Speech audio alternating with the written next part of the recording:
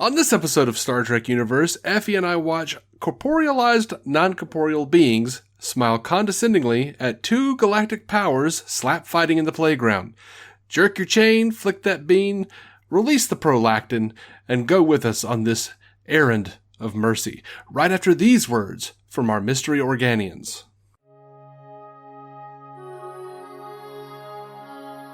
Welcome into Star Trek Universe. We are continuing our rewatch/first watch of Star Trek the Original Series. I am he who is rewatching for the umpteenth time, David C. Roberson. I am Effie, who first watches for the first time, which is fairly obvious from the first in the verb first watching. I think we got the point across. I have no idea what I'm talking about. Wow. Yeah, we're off to a great start again. So, Star Trek 127, 128 counting the cage, which we are, Errand of Mercy, written with the cynical pen of Gene L. Kuhn. Is he more cynical than the rest of them? I think so. Like, between Gene L. Kuhn and Dorothy Fontana, DC Fontana, they together, I feel, represent the Bill Finger of Star Trek. They've done a lot of these episodes we've been over, and usually I'm content with their influence. Yeah, and a lot of times they're not even credited. But yeah, and if you don't know what the Bill Finger thing is, you should. Bob Kane created Batman. He was credited with creating Batman for years and years and years and years, up until some time in the early aughts. No, it was 2015? No, 2016. It was 2015, 2016, because BVS was the first movie that had it. Yeah. I course corrected. You did. But it has been long held and proven that Bill Finger, a collaborator of Bob Kane's, made the most important aspects of Batman. Batcave, Alfred, like Robin. Joker, tiny characters. No, Joker was Jerry Robinson, they think. Oh, was that him? Yeah. Oh, I thought Finger had a hand in it. No. That's on me. But everyone says, Gene Roddenberry did Star Trek. Yeah. Yeah. A concept, yeah. But Gene L. Kuhn really built that world. This is, Federation, the Klingons, which have a first appearance here. These are core things, yeah. Bunch of different things in the Star Trek universe that he brought to life, that he created. He was the one who did a lot of world building. But one of the things he did is he made Kirk a very flawed character. Yeah.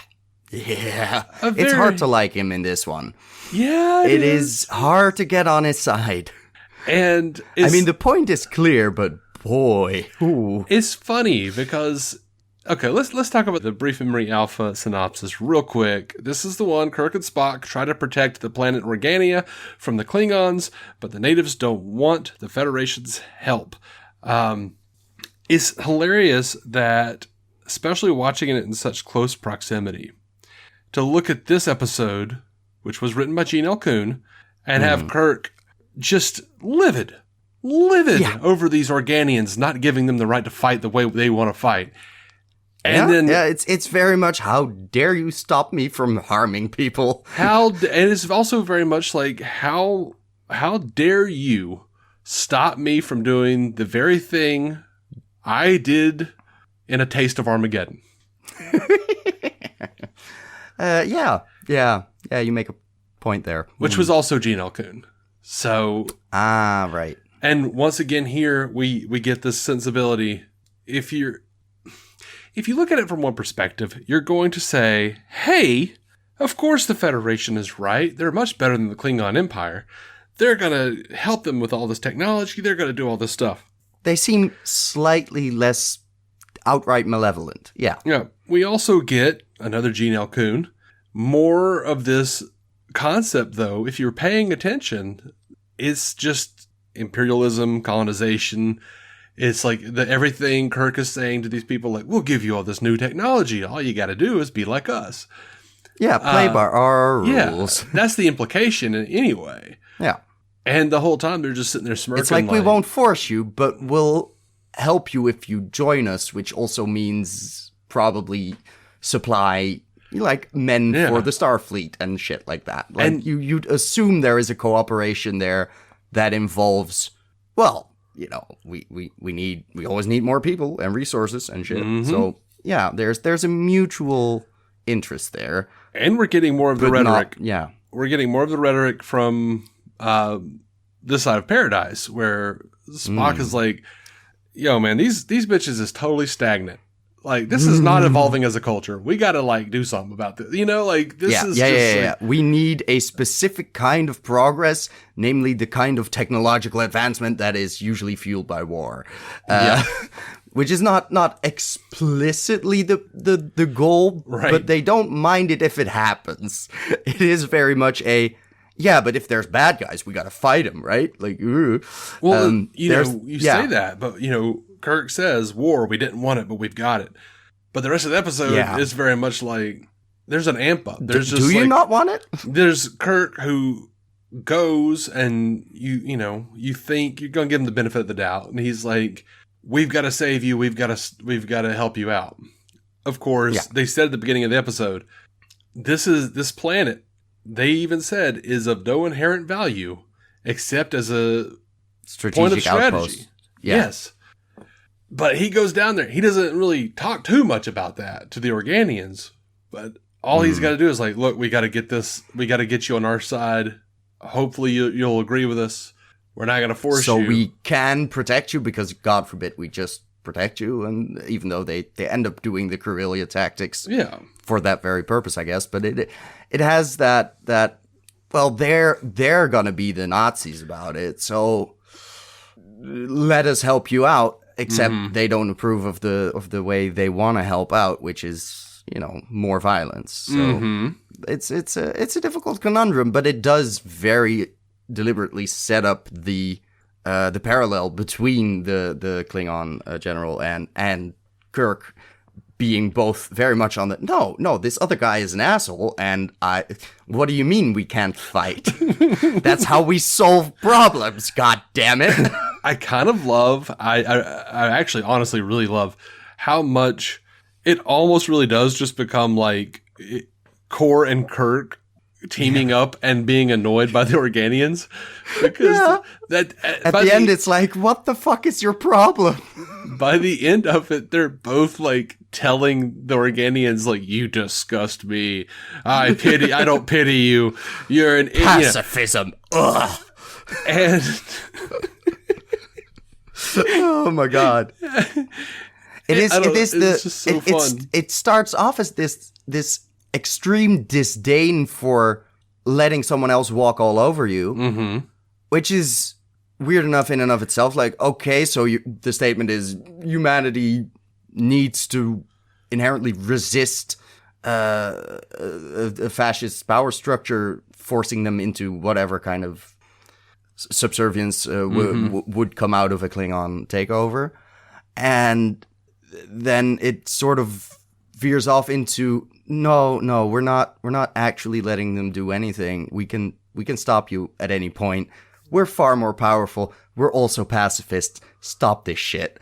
And no one at that point is like, well, I guess sure. That makes sense. Maybe no one needs to get harmed. It is very much, no. People need to get harmed because they're harming other people. There's no other solution to this problem. Yeah. Diplomacy, my ass. It is a complicated, it is hard to see the supposed hero of the show be such a dumbass this episode. And not even in a romantic way for once, just in a why are you such a soldier asshole, but kind of way. But that might also be my pacifism speaking. Yeah. Might have something to do with it. I really enjoy how much that really leads to there's a strange sense of mutual respect between Kirk and Core. Yeah. And it's because at least you're giving me a fight. Like, this is what I expect. This is within the norms of our both of our cultures. Yeah. Like, you're mad if I make the rules. You're gonna pick a fight. I'm gonna try and win. Like, it's the standard stuff. this is what I can deal with. Yeah, That's a man I respect because he's fighting back. There's a great exchange between Kor and Kirk where Kor is like, it's crazy it's great how close we are to each other. We're so alike. And Kirk is like, we're nothing like you. And he's like, I'm not talking about the idea, goal anything necessarily, but the means. I'm not talking about anything as small as ideology. I'm talking about the way we's warriors, yo. The core of our being is let's duke it out because hey, yeah. No, it is, and I find it funny that the Memory Alpha synopsis also uses the word natives for the Organians, but I don't think they were natives. I'm not sure though. No, not in the end technically, but I wanted to make the weird sort of parallel where I'm like that disdain for sort of being weak because you do not fight back.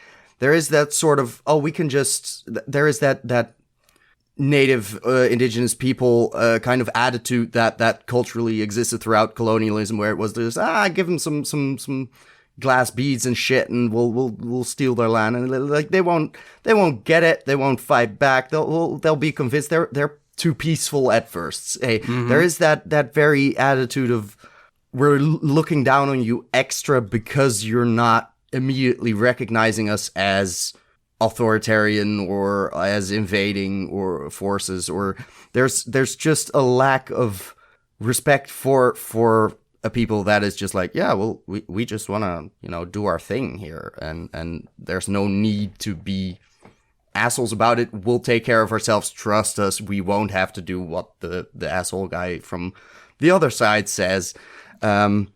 It's an interesting position to be in, and I get Kirk more at first, where it is still unclear, of course, why they aren't really worried that they'll be harmed, because any other planet, would have been harmed. But as we go on and they explain it themselves further, it is very odd to see him basically side with the Klingon and be like, what do you mean we have to negotiate because you'll just stop our armies? Like, that's rude. Let us slaughter each other. What the fuck? It's just, I can't quite go with him that far.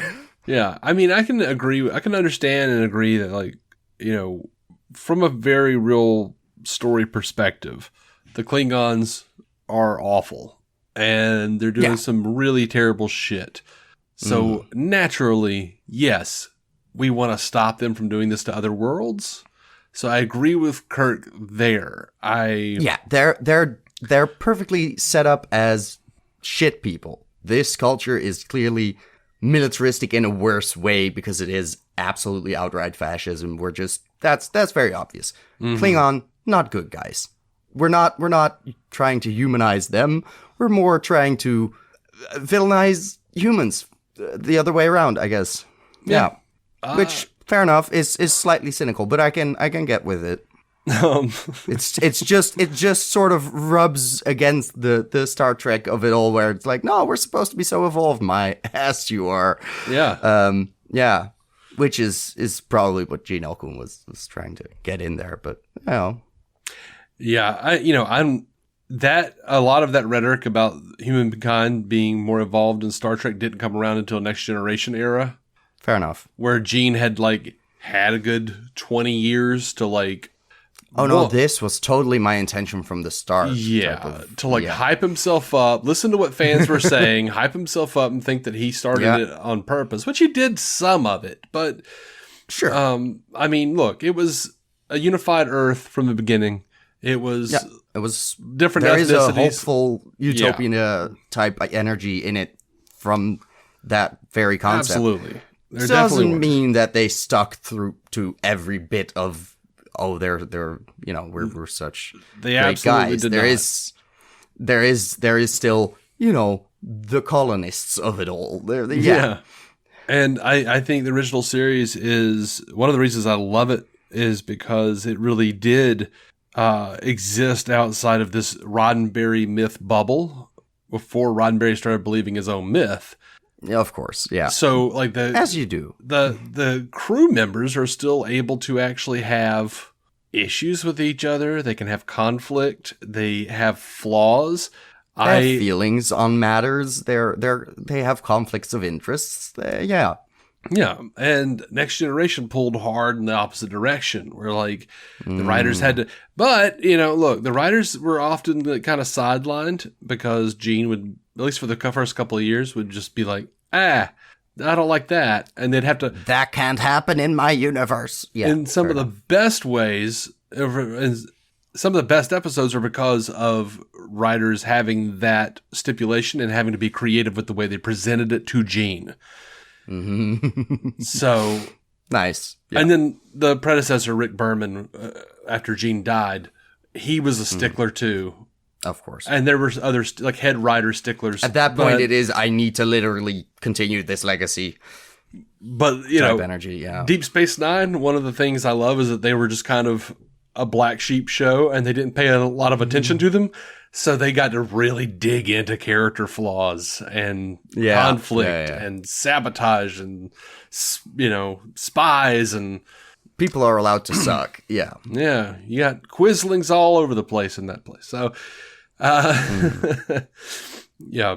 And I just love seeing the systematic and gradual breakdown of Kirk's moral fiber without him even realizing it. Like, he gets respect for Kor as soon as Kor is like, good, honest hatred. Very refreshing. I know this guy. I like this. I like this. In fact, it's interesting because that line echoes the line from Space Seed where Kirk tells Marla McGivers, it's easier if you're just honest with me.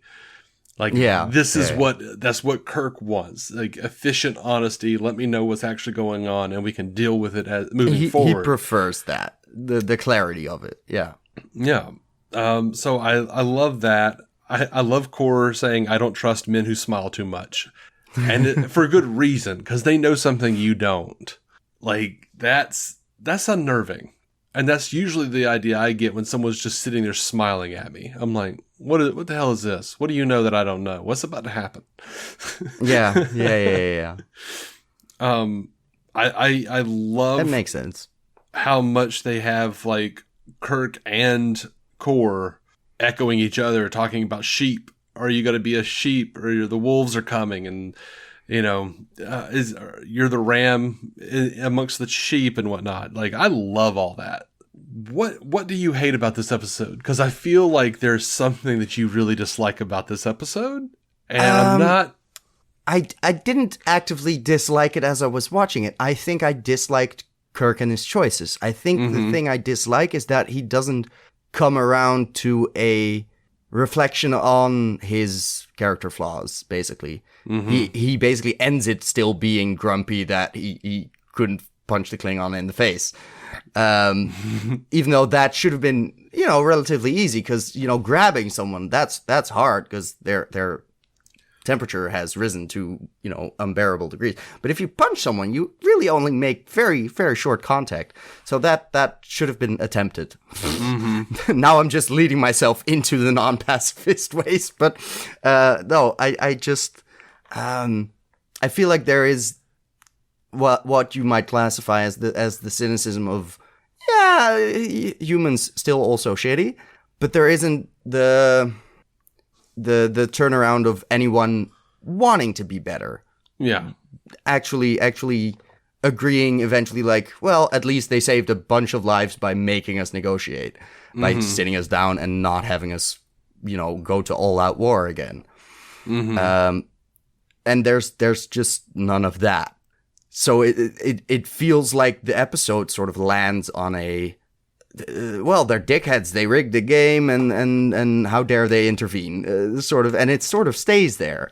I think that's really the only issue I have with it as an episode. Like, it's well written, it's fun. There's a bunch of just scenes I enjoyed. There's just at the end of the day, where I'm like, yeah, but the conundrum this poses is just, why am I rooting for these guys again? Because you're not giving me a whole lot. You're not even like I'm trying to think, what did Spock like? Did he have anything logical to add? Like, not near the end. Like, he just went along with the let's blow some shit up stuff, which is fair in that context still. But it's very much the ending where it sort of loses me in a, we're just gonna be mad at this, at these people who are so far evolved that we cannot see that they might have a point, even though the point is, you can grasp it as a human being even in this century. Yeah. And there's like one of the reasons that I think this episode is interesting is because, you even have Core and Kirk basically kind of like Core says it is always the brave ones who die, the soldiers. Kirk has already referred to himself as a soldier. Yeah. But there is a theme taking that line and meshing it with Core and Kirk both having issues with the Organians who are doing nothing to help themselves. Even Core detests them because they're sheep. He complains immediately like, he complains bad enough to be a military governor, but to govern a population of sheep. Like, he wanted somebody to fight back. He wanted somebody to be, he wanted a glorious to quash rebellions. Yeah, that's what he enjoys because he's just, probably a sadistic fuck. But so they detest the cowardly who do not fight. They are willing to be sheep. They are willing to be pacifists, and they just don't want war, right? They don't want violence of any kind. Yeah. When you start to look at it from the perspective of this was made during Vietnam. Yeah. They kind of mixed some things up. Like, the Klingons are very clearly Russia, but they literally were described in the script as being Oriental stone-faced. Jesus. That's subtle. Uh-huh. I mean, yeah, they pretty much went there. They did, yeah. But no, it makes sense that it lost some of that cultural context of the time. But there's, I think there's a real thread here of basically telling people, don't be a hippie, choose a side. But then, interestingly, even though they're saying all that, like, there's also a nice little thing of like, we're superior beings and we're just watching you be idiots. Yeah, because it is really both. Where I'm like, I'm more pro hippie than I am pro let's fuck up Vietnam. We all know how that turned out. So, hindsight is 2020, but even at the time, people realized maybe not so great an idea.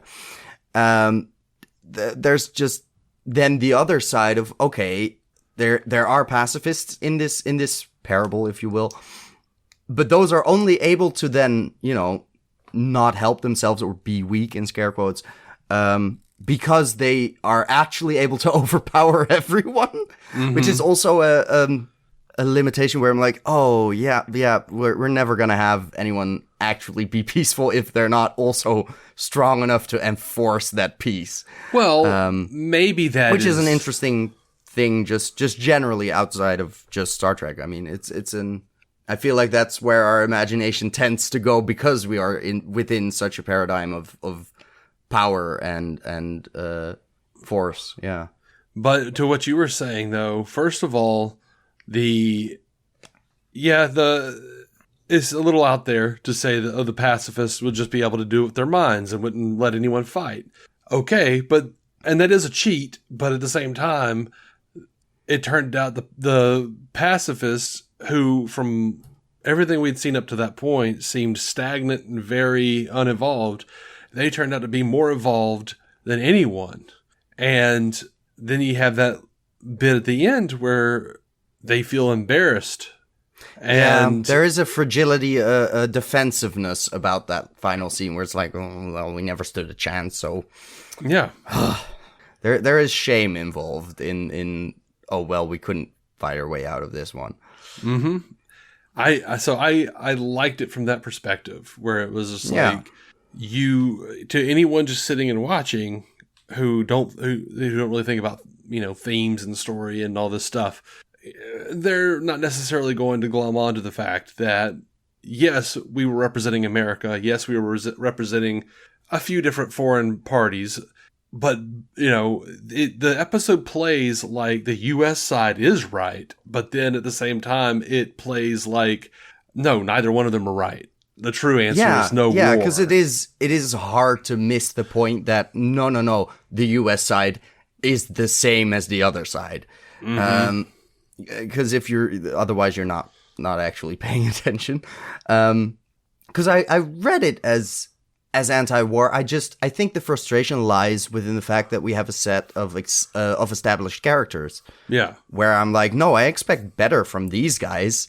Not in general, maybe, but just specifically, like, I would have expected someone to be less of an outright, warmonger. I felt it had to stretch Kirk a bit beyond what I thought he was. Maybe that's where where it rubs me. But other than that, like, it's a good episode. Like, if the worst thing about it is the episode that comes after, because that, like, going into that one afterwards just sort of might have also just made my rankings hard to keep straight. But it is like, it was fun. It was fine. The point was there. I don't remember a lot of.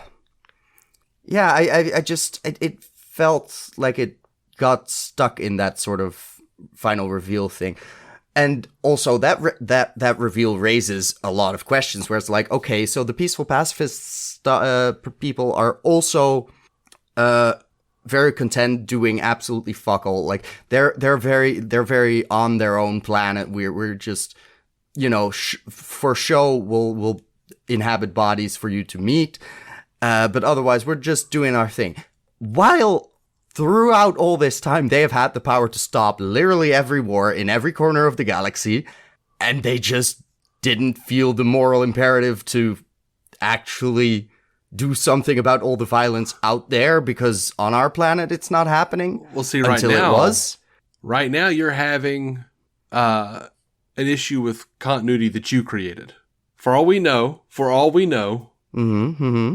Organians were totally bluffing about all the other places.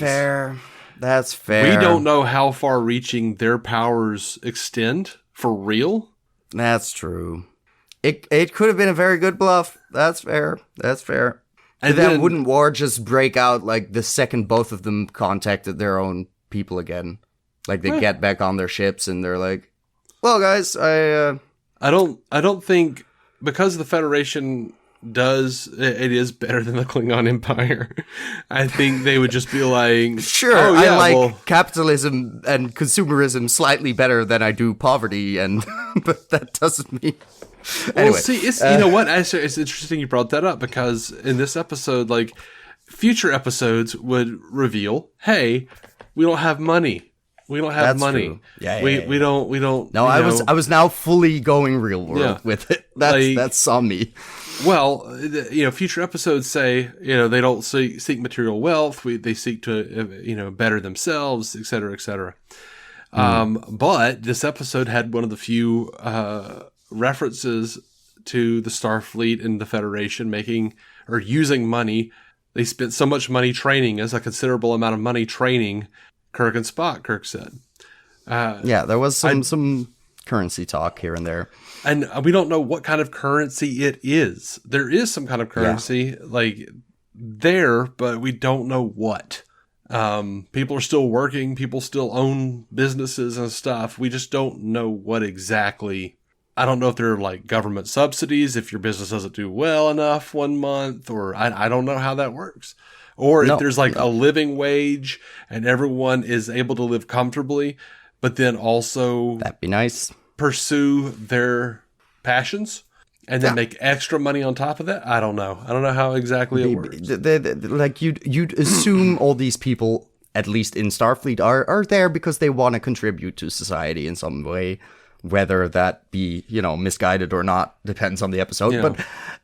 But All different kinds. it is not all world building is of course concrete. Yeah, and you'll. So far, we haven't gotten anything concrete out of what I think exactly. they're keeping it that way. If it's not at this point, like they're just being dicks about it. Oh, I don't think they're being dicks. I think they are trying to weave their way around being yelled at by any certain faction of the fandom. And also, I mean, that hasn't stopped them before from some other stuff that has upset the right-wing assholes in the fan base. So, I mean, this would be there everybody. will always be something. This would be everybody because dude, I could just, oh my God, I could see the arguments happening. If you went any certain way, like there were people, very, very left-wing people angry as hell because they saw some sort of branding on one of the buildings in the J.J. Abrams movie. And they were like, J.J. Abrams doesn't even understand that there's no capitalism. Product placement, goddamn. Yeah, okay. Yeah.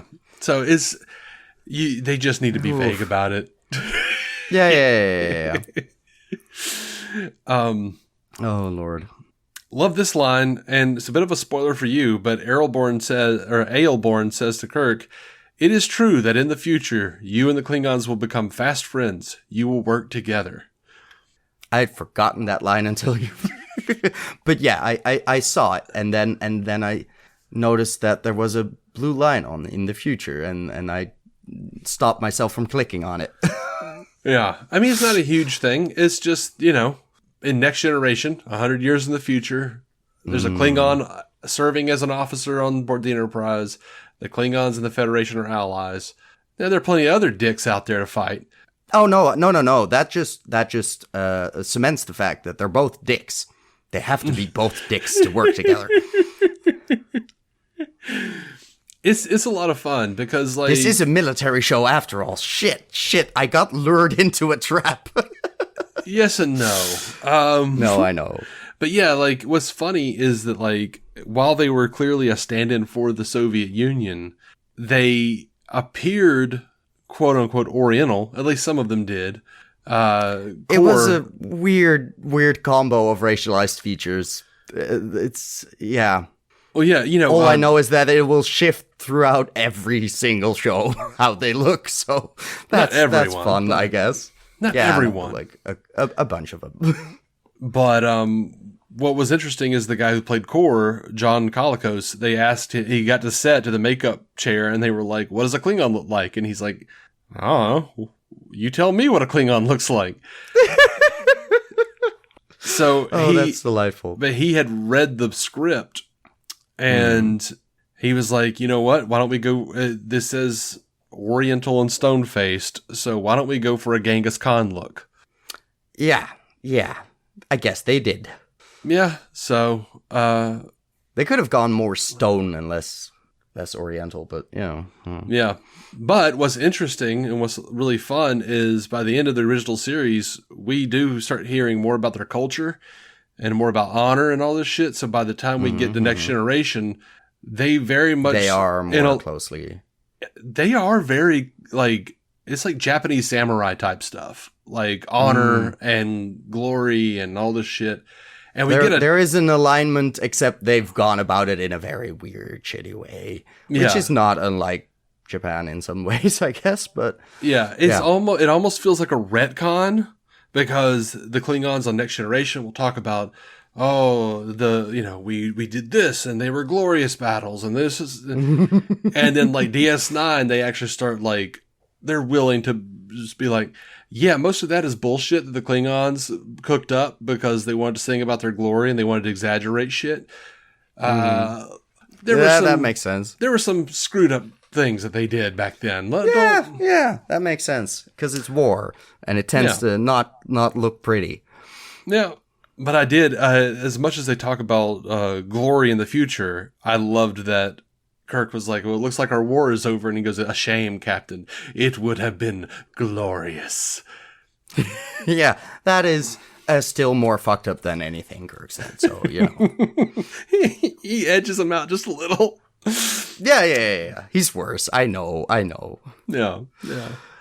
I guess, it is, because you do have in this case, even racialized alien other, where it's, that tends to be the villain. So in that sense, I'm very happy that there is an opportunity for more human conflict. Let's say character flaws on the Starfleet side.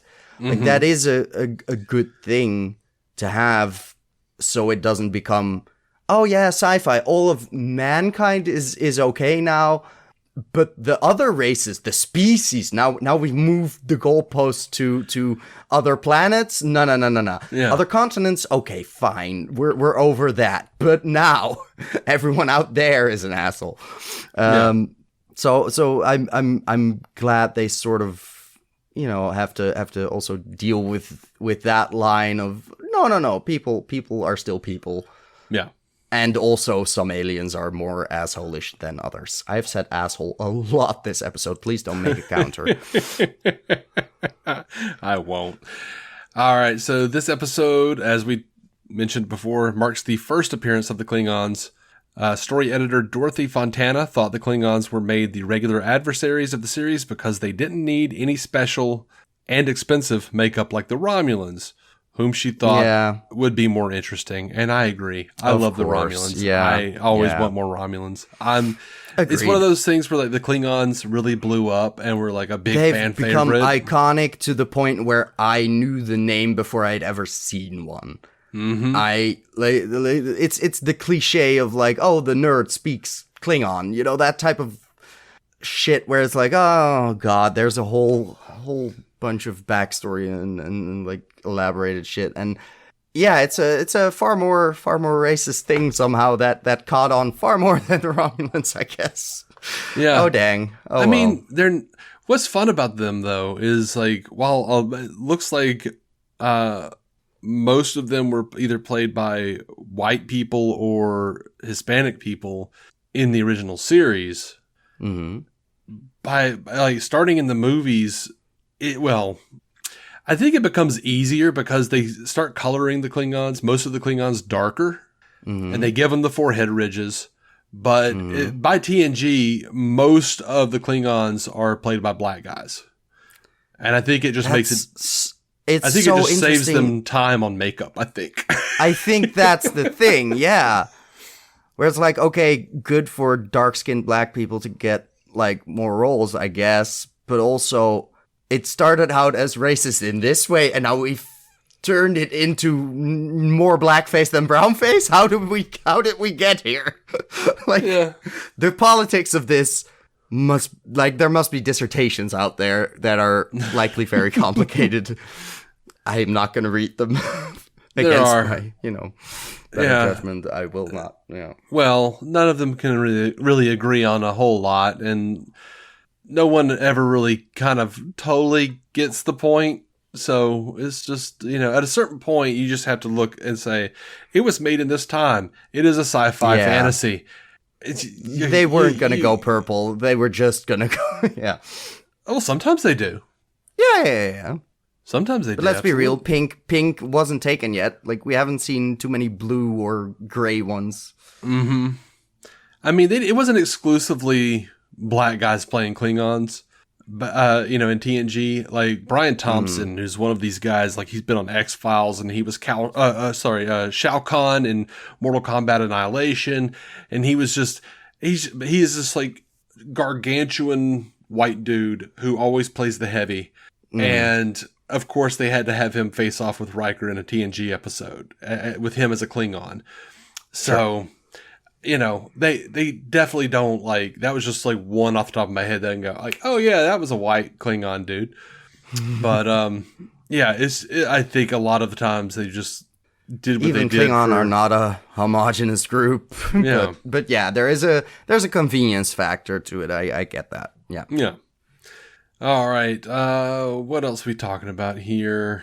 The episode title comes from The Life and Adventures of Nicholas Nickleby by Charles Dickens. It is an errand of mercy which brings me here. Pray let me discharge it. By the way, that title, Errand of Mercy, even feels like it's coming from a place of hubris from Kirk. Like, because the Federation... I'm going to help them. Yeah. And it turns out, no, they're going to help me not get sucked into another war. Yeah. According to the script, it is the duality of like which errand, who is having mercy for whom here. Yeah. Yeah. And according to the script, the Organian village was to be modeled on old English villages with thatched huts and muddy back alleys. That really wouldn't have played well with the the Klingon get up. That would have. It was fine how it looked. It was, generic enough, but they said like, it's roughly that era of civilization. Mm-hmm. Fine. We weren't outside all that much anyway. It was just, sort of castle vibe. Fine. Yeah. This is the first episode in which Sulu was shown sitting in the command chair, although he had previously commanded the bridge from the helm position in Arena. Scott, who doesn't appear in this episode, had commanded the Enterprise in the absence of Kirk and Spock in A Taste of Armageddon, in which Sulu does not appear. The second season I noticed that. The second season would establish Scott as senior to Sulu in the command structure. So Scott was off doing whatever. Oh, I've got an explanation for it. I've absolutely got an explanation for it. Go ahead. One, Kirk put Sulu in charge. So already that's word. So fair enough. But the reason he did it, think about what he told Sulu. If more ships show up and you're outgunned, get the hell out. Yeah. If you're gonna get the hell out, you need Scotty in the engineering messing with the engines, making sure you can get out. Fair enough. Especially if they're shooting at the Enterprise and something gets damaged, you're going to want Scott in engineering. Yeah.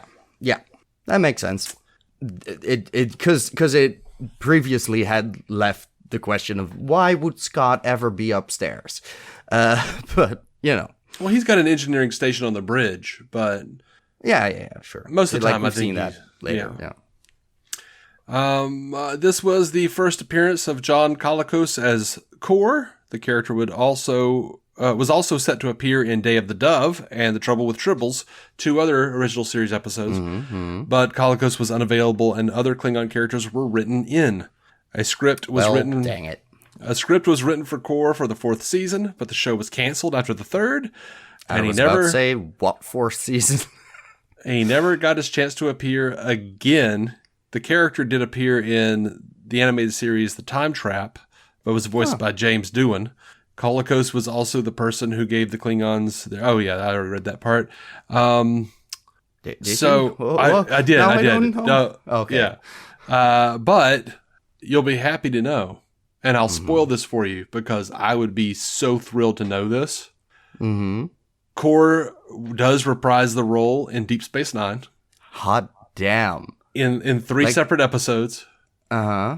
And the other Klingon characters who replaced him in the subsequent TOS episodes he was supposed to be in, Kang and Koloth, they're all together on DS9. They're all together. That's great. Drinking their blood wine and telling great stories and shit. Like... And the same actors, yes. That's wonderful. That's delightful. All of them, I love it. Blowing smoke up each other's ass about how they were the ones to best Kirk. They used to be, yeah. Oh, that's great. That's great. Like all of them comparing notes on how they beat Kirk, and like that shit didn't happen. Kirk beat you. Yeah, sure you did. But these other fucks, so got to come up with something. Oh, that's fun. Yeah, that's delightful. I love it when they can get people back like years later, and it's not like, oh, you were set to reprise it twice, but you weren't available, and then you died 20 years later without ever knowing. That would have sucked. So I appreciate this. Yeah, that is like, I spoil it because if I was in your position, I would be so excited to know that all the Klingons from the original series were coming back for DS9. That's just fun. Yeah. I haven't even met the others yet, but sure. Well, you've kind of met one of them. Fuck. You remember the guy who played Trelane, Squire of Gothos? Yeah. That actor? Yeah, that actor plays one of the Klingons. Oh, you mentioned that during that review that he showed up in makeup and like, yes, sure, different dude. Yeah. And he's... Oh, right. Well, he... he shows up, he's dressed and painted up like a Klingon, but he acts like Trelane to me. He's just... We'll see. He's just really foppish and theatrical. That feels less Klingon, but sure, we'll go with it. I'm looking forward to it. There's an exchange that's like, my dear Captain Kirk.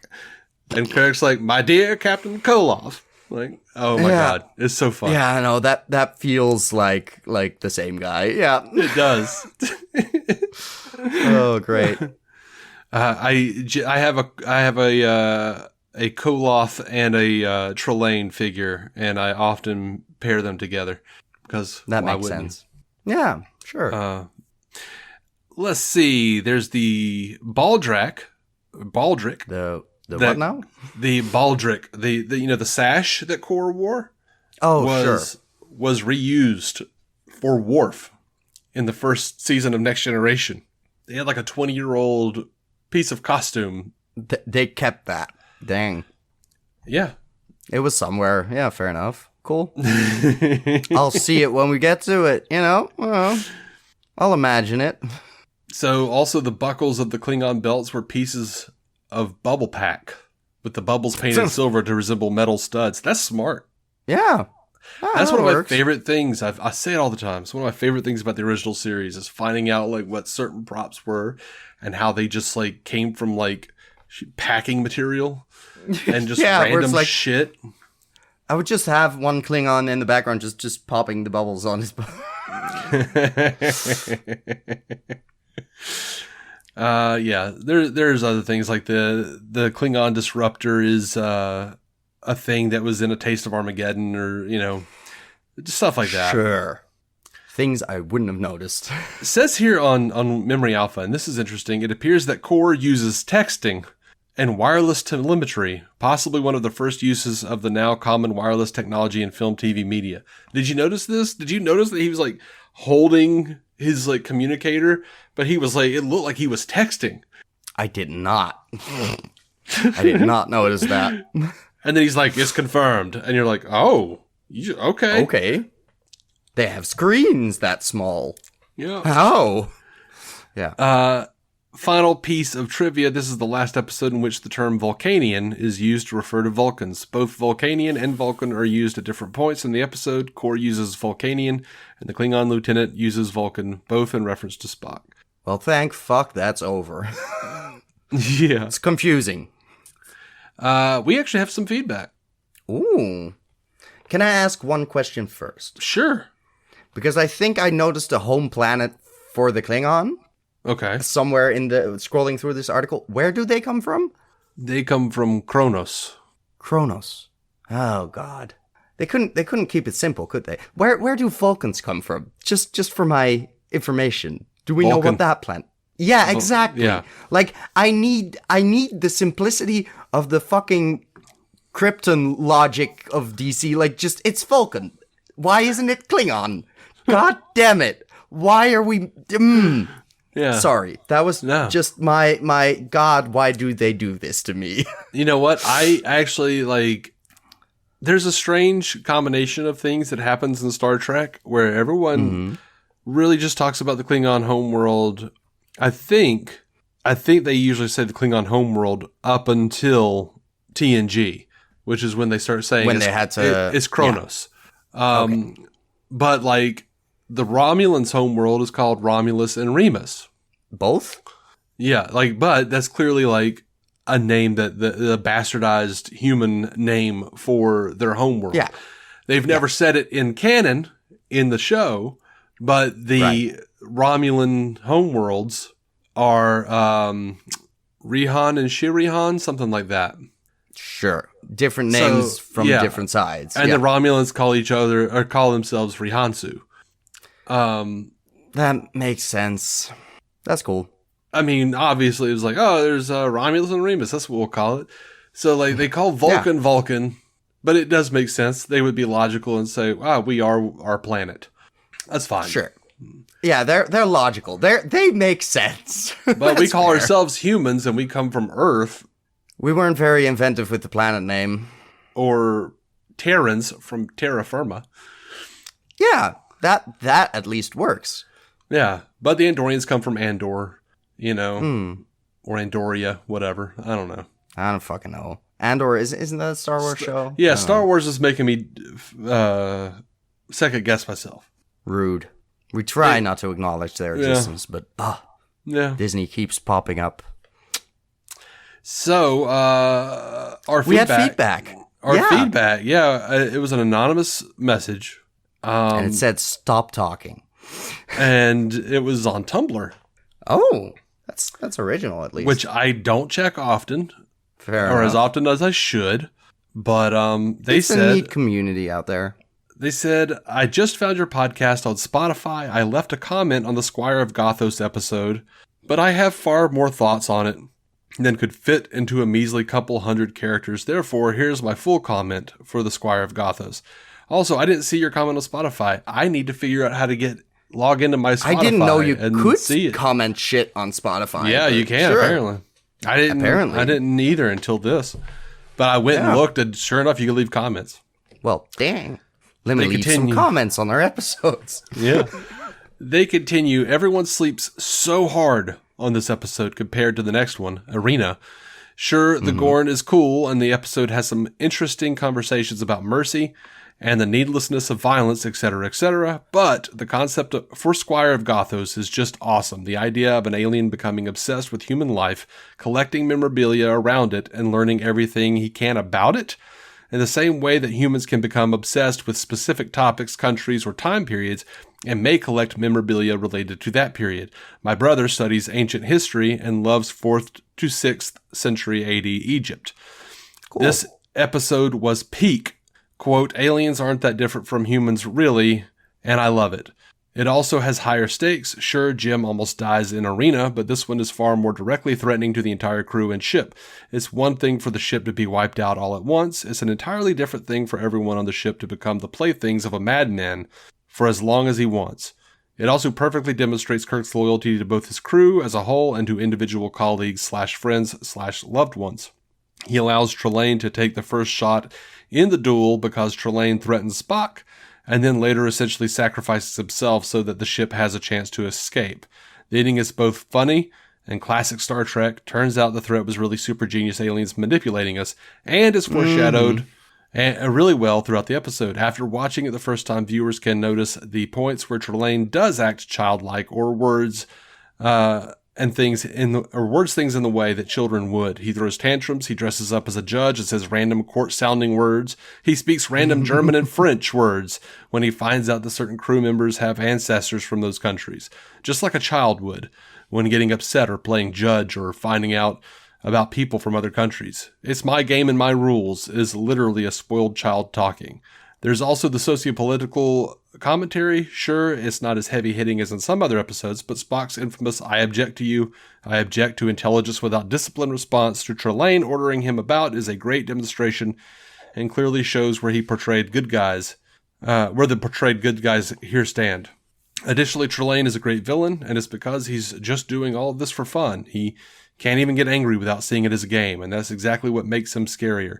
His childish mood swings and lack of foresight mean he fundamentally does not care and sees the humans as disposable toys, which is worse, in my opinion, than if he were actively malicious. Active malice has reasoning, incorrect reasoning, but reasoning nonetheless. There's no reasoning with Trelane, and this is displayed time and time again when the crew try to negotiate with him. You can't win because there's no competition. I could almost definitely say more about this, and I will almost certainly click ask and then immediately remember more things I want to talk about with this episode, but I'll leave it there to save your inbox. This is my favorite TOS episode and one of my favorite Star Trek episodes overall, and I wish people spoke about it more and made more fan art of Trelane and wrote more about him in this episode because, Valid.